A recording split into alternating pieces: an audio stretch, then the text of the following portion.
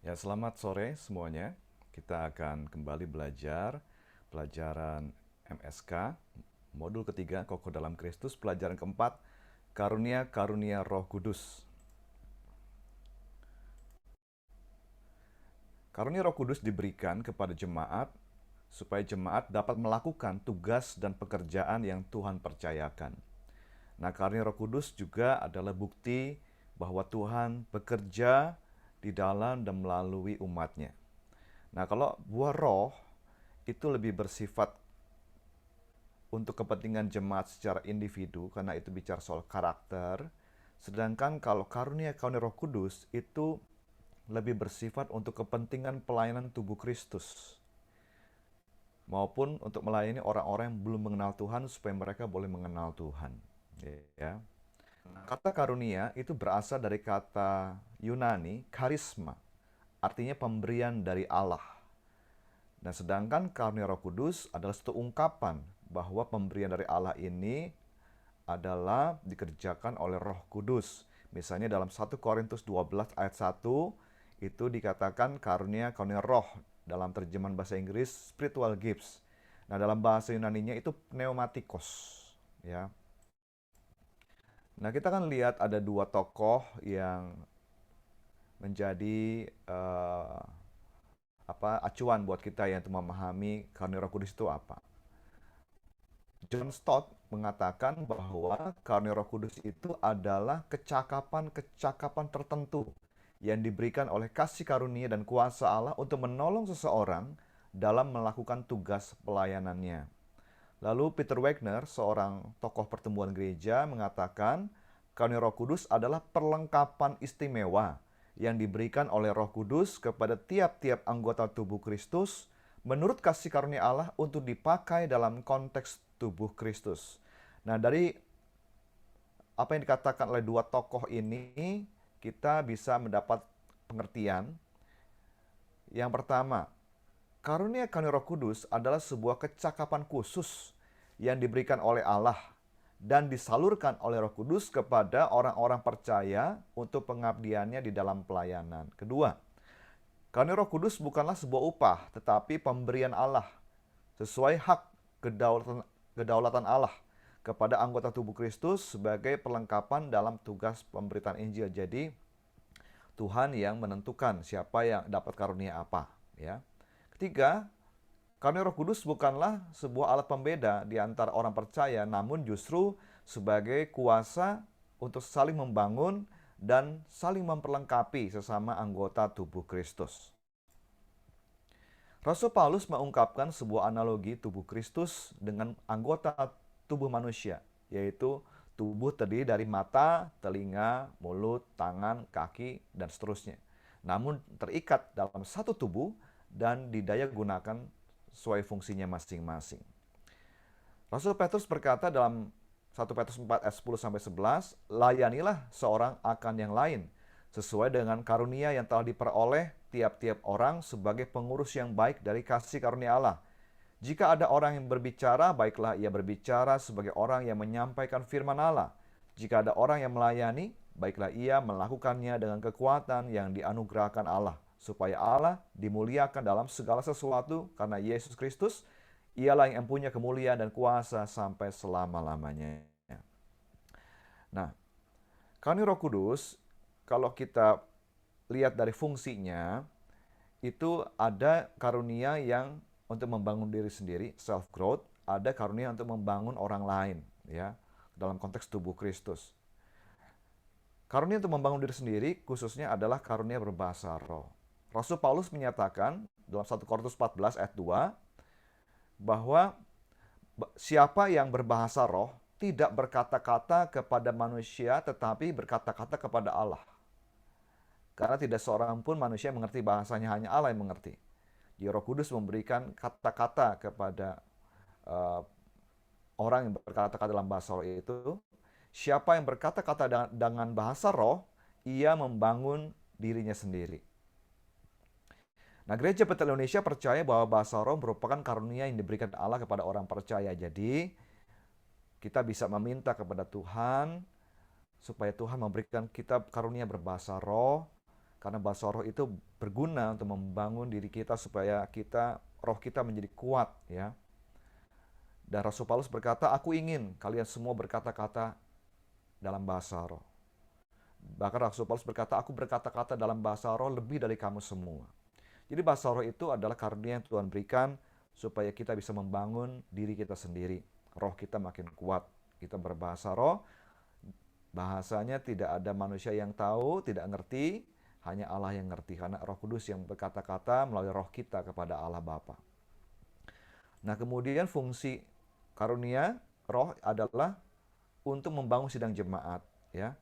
Tujuan untuk membangun tubuh Kristus. Nah, kita akan lihat ada bermacam-macam karunia Roh Kudus.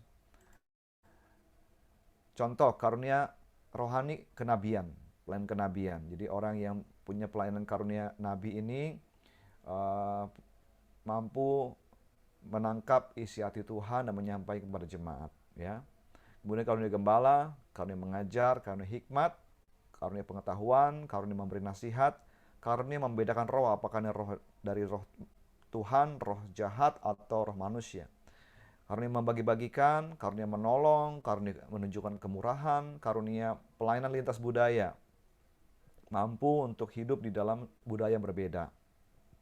Dalam konteks misi, ya, menjadi misionaris. Lalu ada karunia penginjil.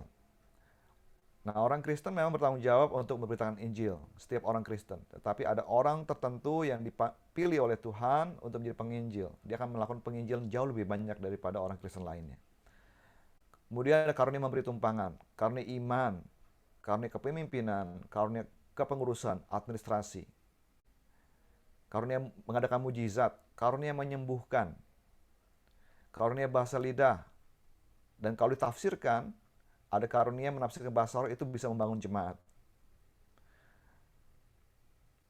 Kemudian karunia hidup sederhana secara sukarela, yaitu orang yang punya karunia ini bisa hidup dalam komunitas marginal, komunitas yang miskin, hidup secara sukarela, dia bisa tahan untuk melayani di situ. Kemudian ada karunia hidup melajang, tidak menikah demi fokus untuk melakukan tugas dalam kerajaan Allah. Karunia doa syafaat. Orang Kristen memang harus berdoa semuanya. Tetapi ada orang-orang tertentu yang diberi karunia doa syafaat bisa berdoa berjam-jam, tiap hari, lebih daripada yang lain. Kemudian karunia mengusir setan. Orang Kristen, tanda-tanda orang percaya, bisa mengusir setan semuanya. Tapi ada orang-orang tertentu yang memang diberikan oleh Tuhan karunia mengusir setan. Karunia pelayanan, karunia musik, karunia menulis, karunia keterampilan. Nah, ada begitu banyak karunia Roh Kudus, karunia rohani. Sudahkah engkau mengetahui karunia apa yang Tuhan berikan kepadamu? Temukan itu. Nah, kalau mau, sekarang sudah ada caranya dengan assessment, tes karunia rohani. Kalau yang mau nanti peserta MSK bisa minta kepada pengurus JP, ya, nanti bisa assessment tes karunia rohani sama Kak Yogi, ya. Nah, sekarang kita lihat dampak memiliki karunia Roh Kudus. Jika dalam persekutuan orang percaya terdapat karunia Roh Kudus, maka akan terjadi dampak yang signifikan, ya. Yang pertama, Tuhan memperlengkapi orang percaya dengan karunia Roh Kudus agar banyak orang diselamatkan. Itu tujuannya. Yang kedua, Tuhan memperlengkapi orang percaya dengan karunia Roh Kudus agar terjadi pertumbuhan jemaat.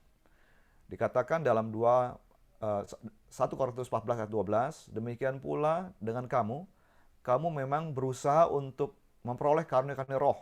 Tetapi lebih daripada itu, hendaklah kamu berusaha mempergunakannya untuk membangun jemaat. Jadi, karunia Roh Kudus itu digunakan bukan untuk diri sendiri, tapi untuk membangun jemaat, ya. Tentang karunia bahasa roh contohnya, itu untuk diri sendiri, tapi kalau untuk dalam pertemuan jemaat itu harus ditafsirkan baru bisa membangun jemaat. Makanya Rasul Paulus memberikan arahan kepada jemaat di Korintus, dalam pertemuan-pertemuan jemaat hendaklah orang berbahasa roh jangan mengganggu orang lain, ya. Kalau dia berbahasa roh, hendaklah ia minta karunia menafsirkan bahasa roh supaya orang yang hadir bisa mengerti, bisa terbangun.